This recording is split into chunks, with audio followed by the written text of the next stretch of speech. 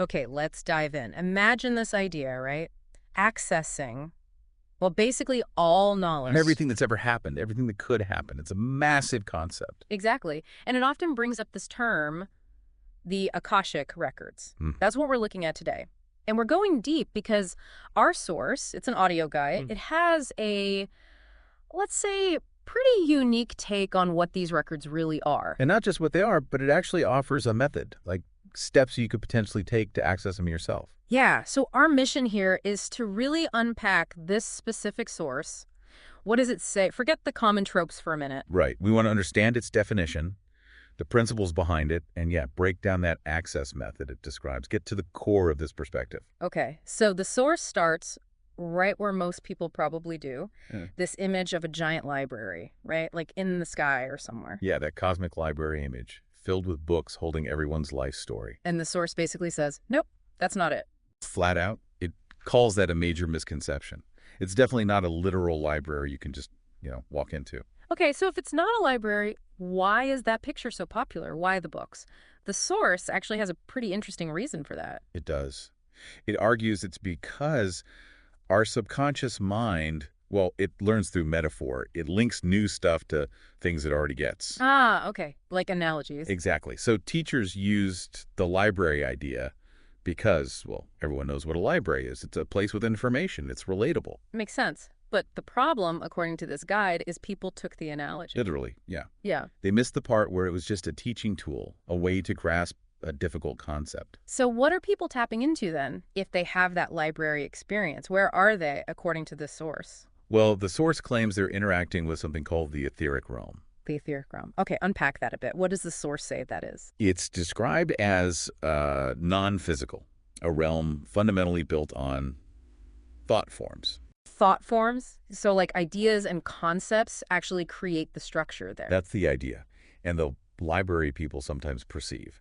That's described as an Akashic thought form structure, existing within that etheric realm. Wow. Okay. So it's a mental construct, almost. Built of energy and thought, not stone and shells. Precisely. You're not physically in a building. You're navigating a structure made of collective thought, in a way. And our own subconscious plays a big role here too, right? A huge role. The source suggests your divine subconscious, the connected part of you, is what actually accesses the real records, whatever they are. And then... And then it sort of implants that information into this library thought structure. Ah.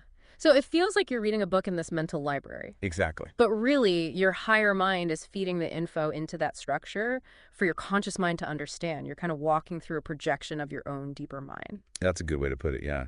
The source uses this analogy. It's quite helpful, actually. Oh. Imagine trying to explain a lollipop to someone from, like, a parallel universe who's never had candy. Okay.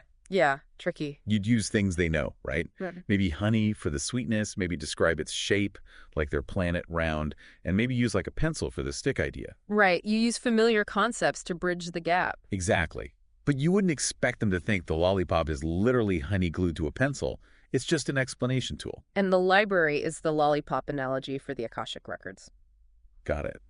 That makes the danger of taking it literally really clear. Mm-hmm. So, okay, let's ditch the library metaphor.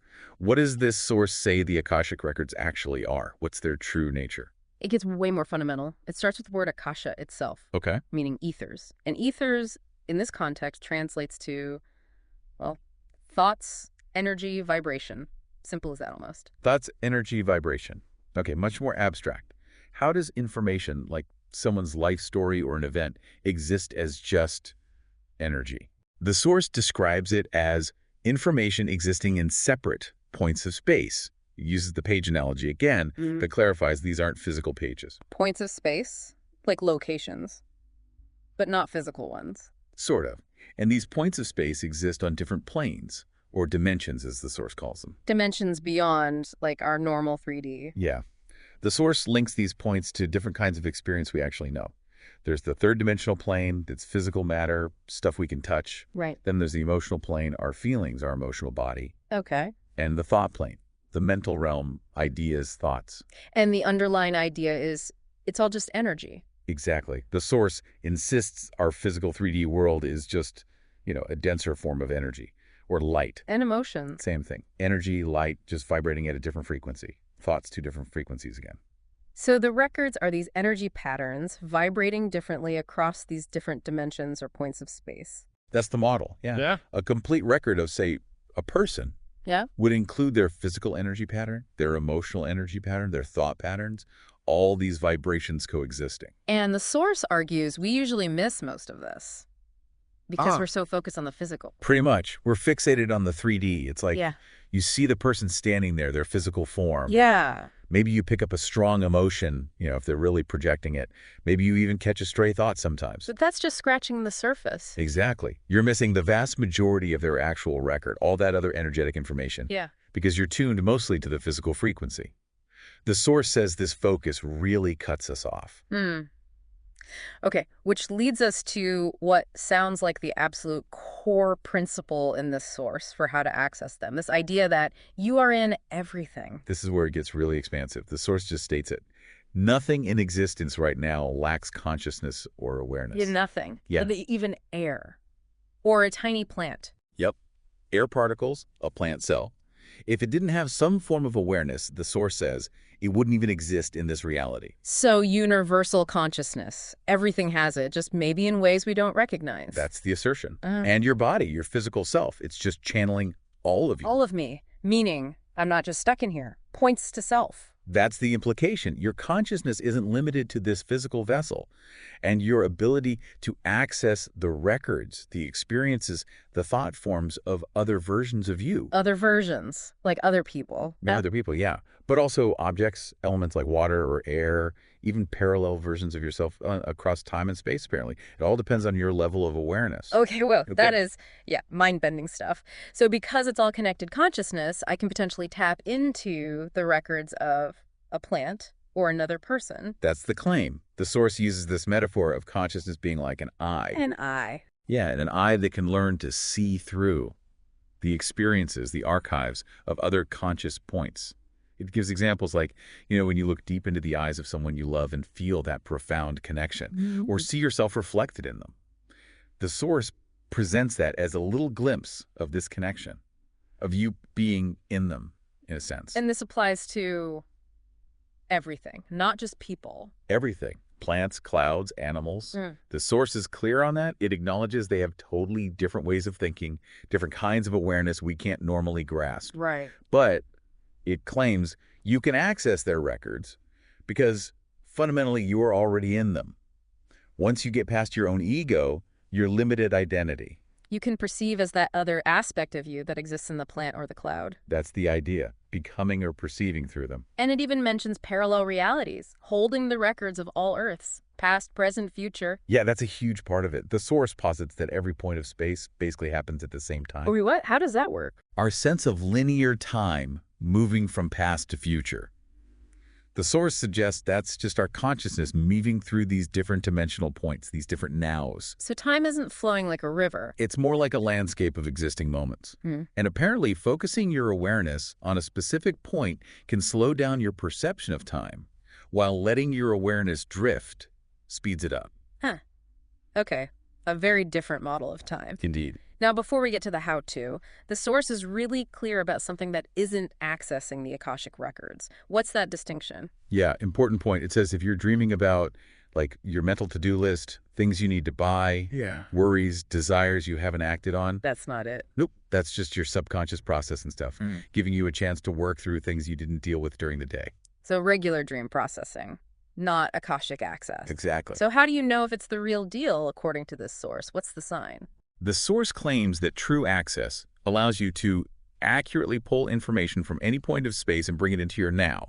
And it links this directly to, well, knowing the future. Predicting the future. Yeah, knowing what's going to happen before it happens is how it's put. Because you're accessing the record of a point in space that, from here, looks like the future. Okay, so we have this wild definition. Records as energy vibration across dimensions. Not a library. Right. The core principle. In everything, consciousness is key, ego gets in the way, and true access gives foresight. So, the million-dollar question. How? What's the actual method proposed? Okay, so the source gives a pretty specific process, but it starts with some groundwork, prerequisites. Lay 'em on us. First, clear that mental clutter. the to-do list, the unfinished business we just talked about. Get that noise down. Right. Declutter the mind. Step 1. Step 2, get really familiar with dropping your awareness into your body. Shift away from the usual headspace, the constant thinking, the human thought templates and beliefs. Grounding awareness in the physical self. Yeah. Yeah. Oh. And third, this is maybe the biggest one, consciously work on shedding the ego. That limited sense of I am just this person. You need to open up to being other aspects of you. Letting go of that fixed identity to embrace the you are in everything idea in practice. Exactly. Those are the foundations. Clear mind, embodied awareness, loosened ego. Got it.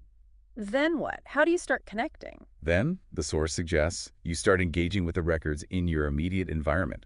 Practice connecting. How? What do you do? Go interact with nature, or even just observe people, like literally lie on the grass, sit with a tree, look into an animal's eyes, or just people watching a crowd. Look in their eyes, but without judging. That's key. Okay, interact or observe without judgment. And what are you feeling for? You're looking for that spark, that feeling of yourself in the tree, the animal, the person. Recognizing an intelligence, a connection, something that feels like your own awareness, just in a different form. Ah, that resonance. Yes. And the source claims that moment of recognition is you instantly picking up their record, their information. It mentions how trees are called wise teachers. For this reason, people sense that consciousness. Okay, so that's the initial contact. How do you go deeper? How do you actually pull information or have that merging experience it talks about? Right. So after you feel that connection, say, with a tree, you need to hold on to the memory and the feeling of that connection, that energetic signature you picked up. Remember the resonance. Yes. And the practice the source recommends is doing this before sleep. Lie down, maybe an hour before you drift off, and actively recall that connection. What did you do? What did it feel like? Replay the experience, the feeling of connecting with the tree. Exactly. And while you're feeling it again, pinpoint where in your body you felt that energy strongest. Where did it seem to originate or resonate? Often the chest area, apparently, but it could be elsewhere. Find the anchor point in your own body for that external connection's energy. Precisely. And then the instruction is to consciously place your awareness, sit your consciousness right in that specific spot in your body, while continuing to hold the memory and feeling of the record. Okay. And you let your awareness be shaped by that energy. You just watch what happens internally. And what does happen, according to the source? It says you'll start to feel other frequencies. You might feel yourself kind of blending with the landscape you connected with. Yeah. It describes it as merging, becoming the record, becoming the you that exists in that tree or that cloud or whatever. Oh, wow. Yeah, it's described as a strange projection or a merge, like you're waking up inside other things, remembering yourself in them, a strange remembering. That's quite something. And this whole process, this merging, what are the applications? What can you do with this, according to the source? Well, the main thing is gaining a direct first-person understanding of how other beings perceive reality, how a bird thinks, how a plant feels its information, experiencing from their viewpoint. And it gives some pretty bold examples of outcomes. Oh, yeah. Extremely bold. Like, it claims if you connect deeply enough with a cloud using this method, you can actually trigger a lightning storm. Seriously. Trigger a storm with consciousness. That's a massive claim about mind over matter. It's presented as a potential outcome of really merging with and understanding the cloud's energetic record. Huge implications, yeah. What about connecting with people? Similar idea. Crowd watching, looking in eyes without judgment that lets you tap into the general human template record. And then you can supposedly feel the consciousness of other people around you, like sensing their little consciousness pilot lights, as the source puts it. And connecting back to predicting the future or seeing the past, how does that fit in? It links back to that model of time, accessing records from other points in space. If a point of space appears future from your current perspective, accessing its record is accessing information about what will happen. It mentions feeling that future record, like in a coin toss prediction example, and expanding that feeling. So pulling it all together, the source claims this method lets you access any information from anything or anyone, see the past, predict the future. That's the scope of the abilities described, yes. It's presented as the potential outcome of mastering this connection. Okay, so let's recap this deep dive then. According to this specific source, the Akashic records are not a library. Right. More like a vast field of energy, information, vibration, existing across different dimensions or points of space, physical, emotional, mental. And accessing them isn't about finding a place. It's about shifting your awareness, dropping the ego, and really embracing this idea that you are in everything. And the source gave us a specific hands-on method. Clear the mind, ground in the body, practice connecting with your environment, nature, people, animals. Then find the feeling of that connection in your body, hold on to it, and focus your awareness in that spot before sleep, letting yourself merge with that record, that energy. Yeah, it's presented as something you can actually try, not just theory, with potential outcomes from deep empathy and understanding. All the way to influencing weather and seeing through time. And what the source lays out. Which definitely leaves us with a final thought to chew on. If the source is onto something, if every point of space does exist simultaneously and your consciousness can shed its limits and tap into the you that exists in everything across all time, what does that actually mean for who you are? What is identity? What is memory? What even is reality? Yeah, definitely something to ponder. Until next time.